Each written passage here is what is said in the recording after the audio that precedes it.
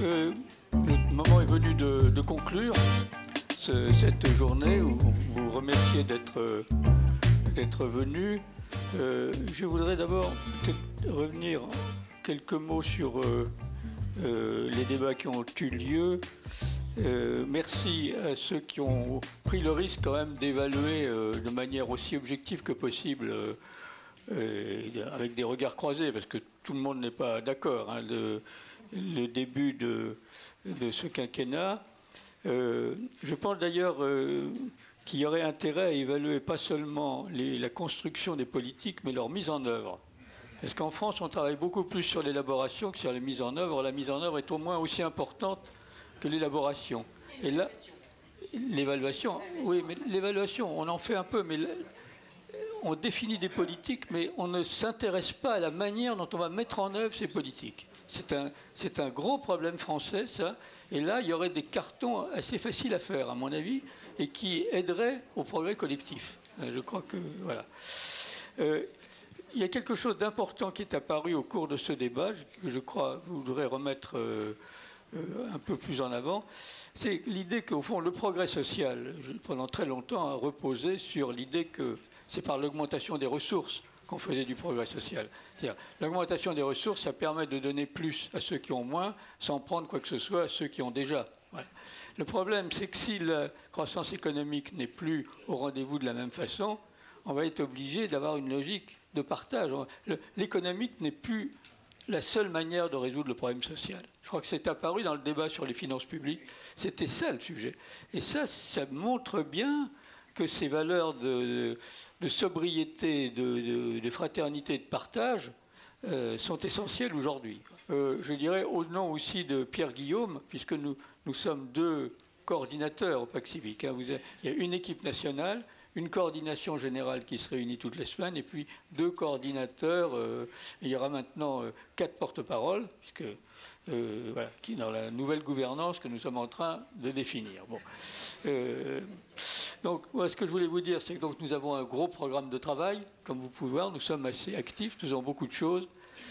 Nous communiquons pas bien, et nous allons essayer de faire mieux. Nous allons avoir l'aide de Sabine Rosier de Roche pour ça. Ce qui est important pour nous, c'est plusieurs choses. C'est d'abord, on ne veut pas travailler seul, on veut travailler avec des partenaires. Hein. C'est vraiment très important pour nous, le partenariat. Nous n'occupons pas de position de pouvoir. Nous n'avons pas d'objet précis à défendre et à défendre envers et contre tout, sinon un objet très général. Donc on a besoin d'organiser du partenariat, de faire du partenariat. Et donc, avec des personnes, mais aussi avec des associations, avec des organisations. Simplement, ce qu'on s'aperçoit, c'est qu'il ne suffit pas qu'une association, une organisation ait adhéré au Pacte civique pour que le partenariat se crée. C'est une construction à faire qui prend beaucoup de temps, implique pas mal de moyens, qu'on ne peut pas faire pour les 140 associations qui ont adhéré au Pacte civique, qu'on fera avec un certain nombre de partenaires privilégiés. Ensuite, nous avons besoin d'enrichir et de développer les 4 ateliers dont on vous a parlé.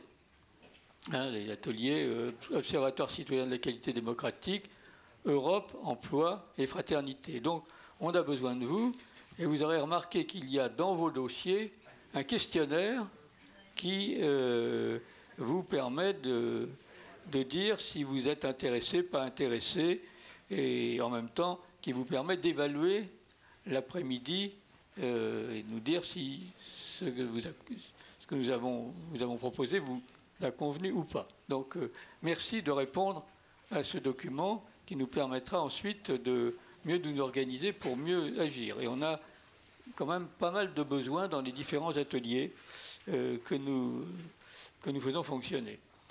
Ensuite, il y a 4 ateliers, mais il n'est pas interdit d'en créer d'autres. Et notamment à condition qu'il y ait les forces humaines bénévoles suffisantes. Mais nous aimerions bien travailler sur la question de la sobriété, en lien avec les autres valeurs, bien sûr, parce que ces 4 valeurs sont liées.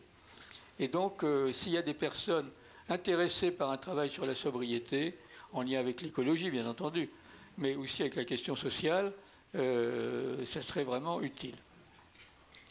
Et puis enfin, pour être efficace plus efficaces que nous ne sommes. Parce qu'on fait pas mal de choses, mais on voudrait être une communauté d'influence. Voilà.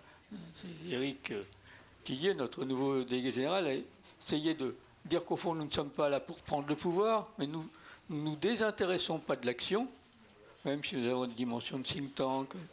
Mais nous voulons essayer d'avoir de l'influence, de changer nos manières de comporter, mais avoir de l'influence sur nous-mêmes, sur les organisations dans lesquelles nous exerçons nos activités, que ce soit professionnelles ou bénévoles, ou bien de l'influence, je dirais, sur les politiques publiques. Comment, pour ça, il faut qu'on communique mieux, qu'on produise mieux sûrement, mais il faut qu'on soit un noyau fort, quoi. On voudrait avoir 1 millier de... Alors, est-ce qu'on prendra le mot compagnon? Mais on avait l'idée de 1000 compagnons, voilà, qui sont vraiment des gens qui sont motivés par le pacte civique et sont prêts à faire des choses. Et puis, il nous faut, et je vais presque terminer par ça, il nous faut bien sûr le nerf de la guerre. Voilà. On a besoin d'argent pour faire tout ça. On a vraiment un budget qui oscille entre 60 000 et 100 000 euros sur les années. C'est très faible. À certains moments, on a été obligé de réduire nos effectifs. Actuellement, nous avons, grâce au financement qu'on a trouvé, on a pu financer nos activités. Mais oui, nos effectifs, on pourrait même dire notre effectif, hein, parce qu'aujourd'hui, on en a 1,5. Donc, voilà, on ne pourra pas descendre beaucoup plus bas. Hein. Il faut donc que nous ayons besoin, il faudrait aussi qu'on ait 1 millier de cotisants que nous n'avons pas. Alors, vous trouverez également, parce que nous y avons pensé dans vos dossiers, un tract sur le pacte civique, au verso duquel vous aurez trouvé tout ce qu'il faut, si par hasard, je vous ai suffisamment ému pour que vous nous aidiez. Voilà. Enfin, voilà, pour terminer, je voudrais remercier d'abord, encore une fois, la mairie de Paris qui nous a accueillis fort aimablement, mais tous ceux qui ont quand même organisé cette journée. Éric Tillier et Rosalie Minereau, que vous ne voyez pas, parce que oui, peut-être qui a fait toute la logistique, les personnes qui ont bien voulu tourner les vidéos que nous utiliserons, ceux qui ont passé en permanence les diapositives sur l'écran. Alexis, et puis, pour ne pas voilà, tous ceux qui travaillent en permanence. Il y a actuellement, disons, une vingtaine ou une trentaine de bénévoles qui se dévouent vraiment beaucoup pour le pacte civique. Les remercier tous. Et puis vous remercier tous d'être venus. Et du coup, vous avez droit à un petit encas pour vous rafraîchir ou vous sustenter.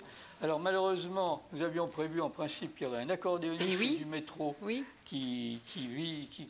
j'ai déjà fait intervenir dans une soirée qui joue très bien et que je vois régulièrement, mais c'est une chance pour lui, il était déjà pris. Quand j'étais le voir, il m'a dit je suis déjà pris. Alors tant mieux pour lui, mais maintenant tant mieux pour nous, mais il n'y aura pas de musique. Bon, je vous propose pas qu'on chante parce qu'il pleut déjà, alors on va partir au pot de l'amitié.